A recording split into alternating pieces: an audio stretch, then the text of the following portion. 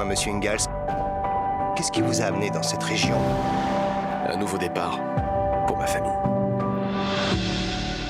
Bienvenue dans The Best Immigrant. Quand la caméra sera sur vous, souvenez-vous que le sourire, c'est gratuit. En cas de mauvaise réponse, nous vous offrirons un aller direct vers votre pays d'origine. Lève tes mains! Je veux voir tes deux mains au-dessus de la tête! Lève ta main gauche, j'ai besoin de voir ce que t'as dans la main gauche. Lève ta main gauche! La petite maison dans la prairie, revisitée 50 ans après The Best Immigrant ou l'enfer d'un pays gangréné par l'extrême droite. Et enfin GIGN, une fiction ultra réaliste sur les agents d'élite français.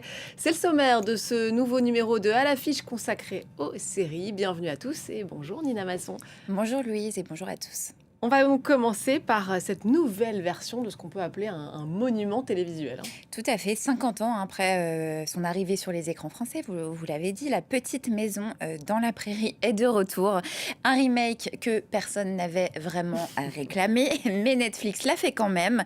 Il faut dire que la série originale est une institution qui ne connaît pas La Petite Maison dans la Prairie. Ce sont des millions de téléspectateurs à travers le monde, des rediffusions à l'infini. Autant dire que la ressuscitation c'était un pari sacrément risqué.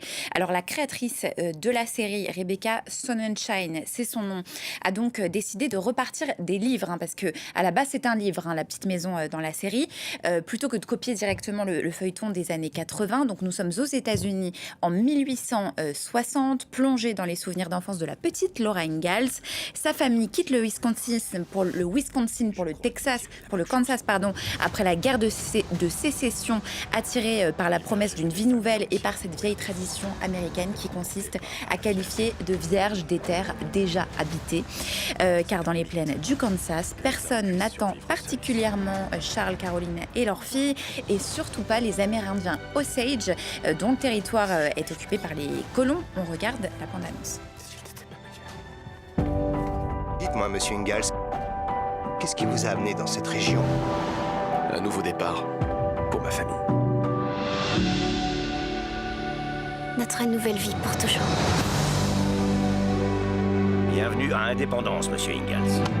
Il n'y a pas encore de bureau de poste, ni église, ni école. Qu'est-ce que t'en dis? C'est pas grand. C'est ce qu'on voulait, non? Être au début d'une aventure. Bonjour. On est en train de construire une maison. On est peut-être voisins. Voilà pour cette version 2026 de La Petite Maison dans la Prairie. Alors Nina, les créateurs avaient promis de rester fidèles à la série originale. Est-ce qu'on n'est pas sur une simple reprise nostalgique destinée uniquement aux anciens fans? Alors il y a forcément un peu de ça. On retrouve d'ailleurs les robes à fleurs, les nattes de Laura, la courageuse Caroline. Voilà, on voit ici sur cette image à gauche la Laura Ingalls de la série versus celle de Netflix à droite.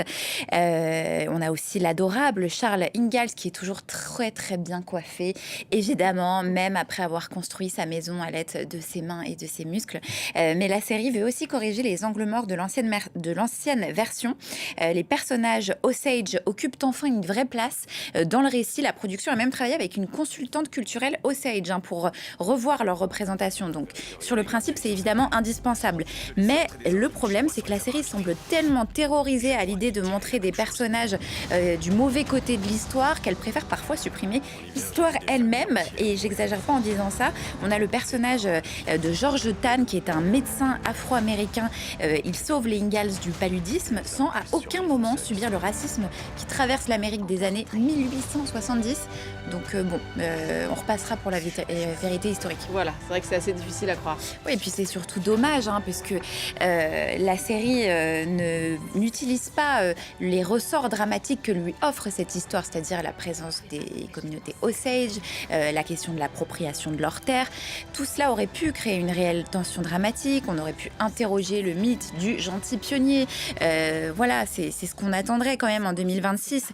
Et surtout aussi rappeler que le rêve américain des uns s'est surtout construit sur le cauchemar des autres. Et sans surprise, Netflix préfère mettre en scène une prairie inclusive. Tout le monde est beau, tout le monde est gentil. Voilà, pour moi, c'est too much pour être honnête. Bon, un peu raté. Donc on va maintenant passer à une série qui Elle pousse la caricature raciste jusqu'au cauchemar, justement. C'est The Best Immigrant, c'est une série belge, Nina. Oui, c'est la série choc que diffuse France Télévisions depuis début juillet. The Best Immigrant, le meilleur immigré en français. Le pitch est absolument terrifiant. Nous sommes en Belgique, ou plus précisément en Flandre sécessionniste. L'extrême droite a remporté les élections. Tous ceux qui n'y sont pas nés sont priés de rentrer chez eux, tous ou presque, puisqu'une chaîne de télévision a inventé un jeu de télé-réalité qui permet aux gagnants de remporter une carte de séjour. Les autres seront éliminés au sens propre, c'est-à-dire renvoyés dans leur pays.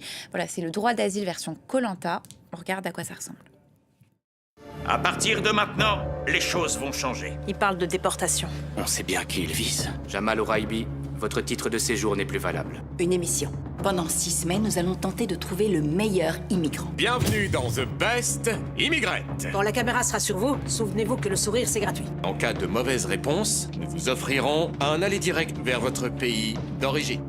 Voilà, cette histoire n'est pas basée sur des faits réels, mais sur une réalité qui s'en rapproche un peu trop. C'est l'avertissement qui ouvre chaque épisode. Nina, c'est glaçant. Oui, c'est précisément justement ce qui rend cette fiction aussi inconfortable, puisque sous ces airs de Black Mirror flamand et même Squid Game, la série précise qu'elle s'est inspirée de ces deux séries-là, eh bien, cette The Best Immigrant ne raconte pas un futur très lointain. Finalement, elle pousse simplement jusqu'au bout une logique déjà installée, celle de trier les immigrés entre les bons et les mauvais. Et c'est là que le concept est redoutablement efficace, puisque la série montre comment la violence politique peut très facilement se transformer en divertissement, ce qui est effrayant de réalisme à l'ère des réseaux sociaux et dans un contexte de montée de l'extrême droite partout dans le monde. Mais au-delà de cet écho, justement, avec notre époque actuelle, c'est réussi. Eh bien, la série tombe, à mon sens, dans le piège qu'elle dénonce, parce que les personnages manquent de nuances, elles prennent pas le temps vraiment de les développer, et le scénario finit finalement par rejouer certains stéréotypes au lieu de les dénoncer. Donc ça, il y a des maladresses, mais malgré tout, elle frappe juste lorsqu'elle quitte le plateau de télévision pour montrer ce qui se passe à l'extérieur, c'est-à-dire la police qui entre dans les écoles, dans les hôpitaux pour arrêter les migrants, les familles parquées dans des centres, leurs biens confisqués, autant d'images qui rappellent par exemple les récentes rafles menées par l'ICE aux États-Unis, la police de l'immigration. Bref, on est en plein cauchemar télévisuel, mais un cauchemar à l'image du monde dans lequel on vit finalement. Donc oui, c'est très glaçant.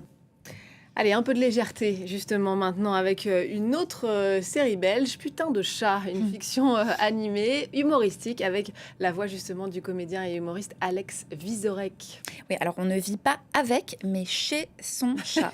Voilà comment Arte présente la série. Je pense que cette phrase va parler à tous les propriétaires de félins qui nous regardent, car, rappelons-le, le chat n'est pas un animal domestique, Louise. C'est un propriétaire tyrannique qui nous autorise à occuper son appartement, à condition qu'on paye le loyer bien sûr et qu'on lui achète des croquettes.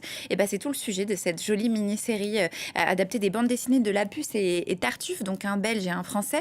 C'est l'histoire de Stéphane, un jeune célibataire encore légèrement embrumé de sa soirée de la veille, qui va découvrir dans une benne un chaton abandonné. Il va décider de l'emmener avec lui, donc de le prendre dans ses bras. Évidemment, le chaton le balafre immédiatement, mais c'est pas grave, c'est un chat, on a l'habitude, pas surprenant, on accepte finalement de se faire griffer.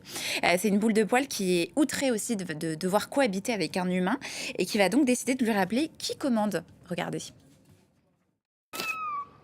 Oh, bonjour mon minou, petite boule de poil. Gousi, gousi, gousi. C'est parti. Bien ça vole ou pas? On fait la déco. Et hop. Putain de chat. Je vais plutôt dégager l'humain de la maison finalement. Voilà, en 30 épisodes, la série raconte avec beaucoup d'humour cette cohabitation profondément déséquilibrée entre un humain dévoué et son sociopathe à moustache.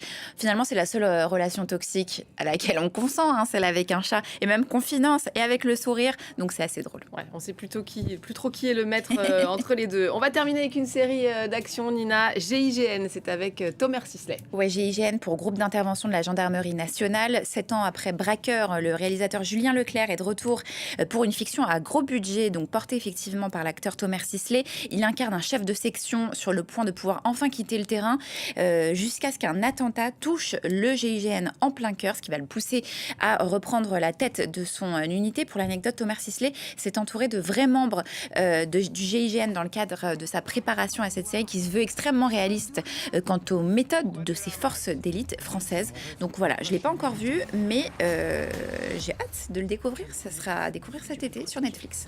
Merci Nina, très bel été justement. Vous revenez avec plein de bonnes séries à découvrir à la rentrée. Merci beaucoup et merci évidemment à vous de nous avoir suivis. N'oubliez pas de nous retrouver sur france24.com ainsi que sur tous nos réseaux sociaux. On se quitte donc avec des images de Thomas Sisley en agent du GIGN. Je vous laisse découvrir et vous dis à très vite.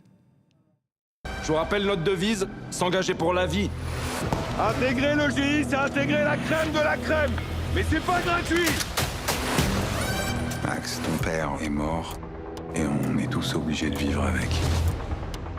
Mais tu sais plus quoi faire pour arrêter de t'en vouloir. T'es coupable de rien. Pourquoi t'es là, Max? Le GI, c'est mon rêve. Ma place, je l'ai méritée. Tu vas me promettre que tu vas le protéger. Le seul qui était avec ton père quand il est mort, c'est David.